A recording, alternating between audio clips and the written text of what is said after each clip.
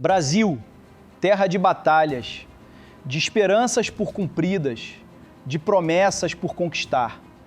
E no centro desse momento, o governo de Lula, com as ruas, com o povo, reconstruindo o país de baixo para cima. Na segunda-feira, dia 20 de outubro de 2025, o presidente Lula anunciou que convidou Guilherme Boulos para ocupar o cargo de ministro-chefe da Secretaria-Geral da Presidência da República. Boulos, 43 anos, ativista histórico, moradia digna, periferia, luta urbana, dá o salto para o centro do poder. Convidei o deputado Guilherme Boulos para assumir o cargo de ministro-chefe da Secretaria-Geral, disse Lula. E não é casual. A pasta tem justamente a função de diálogo entre o Planalto, os movimentos populares, a sociedade civil. É uma jogada clara, fortalecer o elo com a base social, dar voz aos que foram silenciados durante o governo da extrema-direita e preparar o terreno para 2026. Para a direita, isso é um choque. Eles fingem que a política se faz apenas em gabinetes fechados. Lula mostra que a política se faz na rua, no povo, na vida real. Com Boulos dentro, o Planalto não só ouve os movimentos, ele articula com eles. Ele passa de outsider a peça central. E isso incomoda muito. Lula acaba, portanto, de confirmar a nomeação de Guilherme Boulos para a Secretaria-Geral da Presidência da República. Essa informação já era esperada, a gente começou, por sinal, o Arena dando essa informação, e isso é evidente que já prevê aí uma intenção do presidente Lula já visando 2026, Juliana Lopes. Enquanto isso, na economia, o governo segue desarmando os mitos da direita. O ministro da Fazenda, Fernando Haddad, afirmou nesta segunda-feira que o governo vai entregar o melhor resultado fiscal desde 2015. Sim, mesmo ampliando investimentos sociais, mesmo com políticas que priorizam o trabalhador em vez do banqueiro, o governo atinge equilíbrio. Quero dizer que o senhor Lula vai terminar o mandato com o melhor resultado fiscal desde 2015, Haddad. A direita sempre disse que a esquerda gastava demais, destruía a economia. Agora, quem ri por último, sorri melhor. Esse resultado fiscal é importante porque mostra: é possível crescer com justiça, investir no social e, ao mesmo tempo, respeitar as contas públicas. E, ao contrário do discurso do ódio, isso dá estabilidade, empregos, renda, direitos. Vai chegando o final do terceiro ano de mandato, a gente precisa fazer alguns anúncios para que as pessoas que leem jornal, olham para o noticiário, fixem alguns dados que, na minha opinião, são muito representativos da sua maneira de conduzir o país. E a gente esquece que faz muita diferença quem está à frente da condução do país. E às vezes a gente precisa lembrar de alguns números que expressam essa diferença. Ou, se não números, que eu não vou citar aqui, alguns símbolos importantes. O primeiro deles, presidente, que eu queria que o senhor registrasse. O senhor vai terminar o seu terceiro mandato, e eu falo dos dados de um quadriênio, dados do mandato presidencial, porque às vezes a economia pode crescer um ano, mas se ela decresce 2, qual foi o balanço do mandato, né, da pessoa? Às vezes a inflação está baixa um ano, mas de repente sobe no ano seguinte. Então sempre pegar 4 anos é uma maneira da gente respeitar o mandato da pessoa. O senhor vai terminar o terceiro mandato com a menor inflação acumulada da história do Brasil. Mas não basta prometer, tem que sentir. E o povo está sentindo. A Petrobras anunciou que vai reduzir o preço da gasolina vendida às distribuidoras em 4,9% a partir desta terça-feira, 21 de outubro. Sim, o preço médio passará a ser R$ 2,71 por litro nas refinarias. Essa é a segunda queda do ano. Acumulado chega a 0,31 por litro, ou 10,3%. O que isso significa? Significa menos pressão no transporte, menos inflação nos produtos, mais fôlego para os trabalhadores.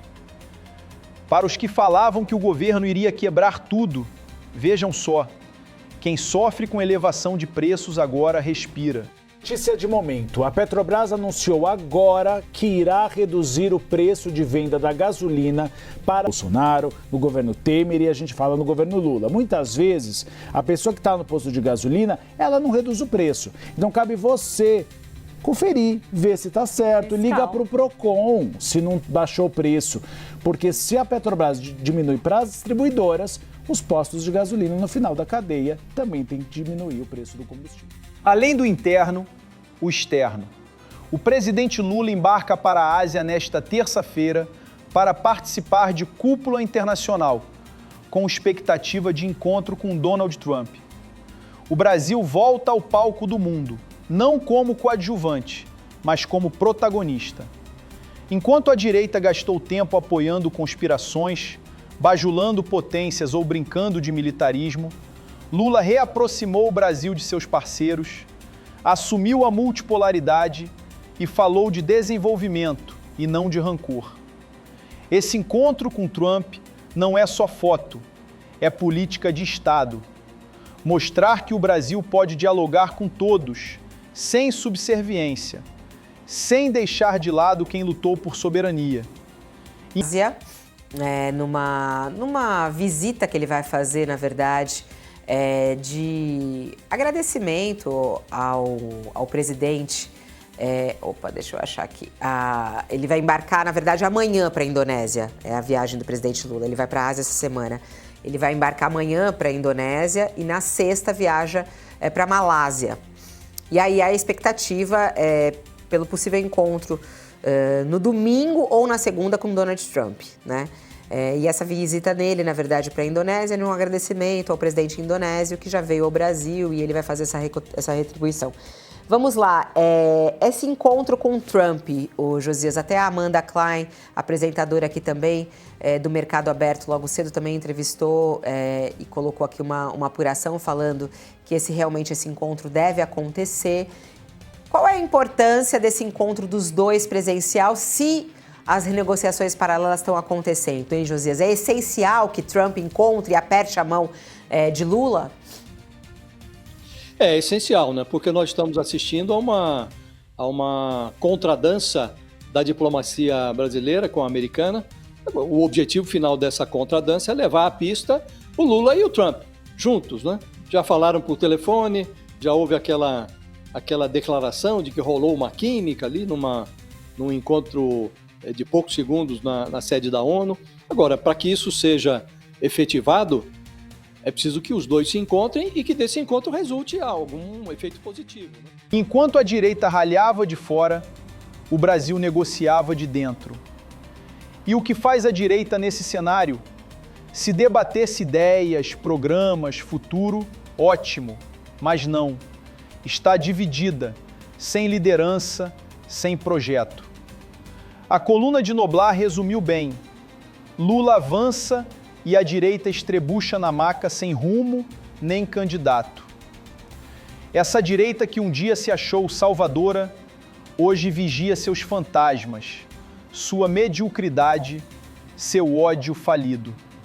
Enquanto Lula articula, governa, reconstrói, a direita ainda procura se encontrar no espelho. Ficam as brigas internas, as conspirações, o fogo cruzado entre quem foi debandado. Mas o país anda, o país cresce, o país volta a sonhar. Recado eleitoral para o bolsonarismo. Abro aspas para ele. O pessoal da raiva, do ódio, da fake news, que deixou 400 mil pessoas morrerem de Covid por irresponsabilidade. Eu quero dizer para essa gente o seguinte: se preparem para lutar, que nós vamos derrotar vocês outra vez. Não vamos permitir que vocês voltem a governar esse país. E enquanto isso, a direita brasileira, à espera de Tarcísio de Freitas, Bolsonaro encostado, Bolsonaro fora do jogo, condenado, preso, isolado. E Eduardo Bolsonaro fazendo o discurso da anistia e da ilegitimidade do processo eleitoral. Se não for comigo, a eleição em 2026 é ilegítima. Veja como isso tudo se conecta. Nomeação de Boulos aproxima o governo do povo, abre canais de participação. Resultado fiscal de Haddad mostra responsabilidade econômica com justiça social.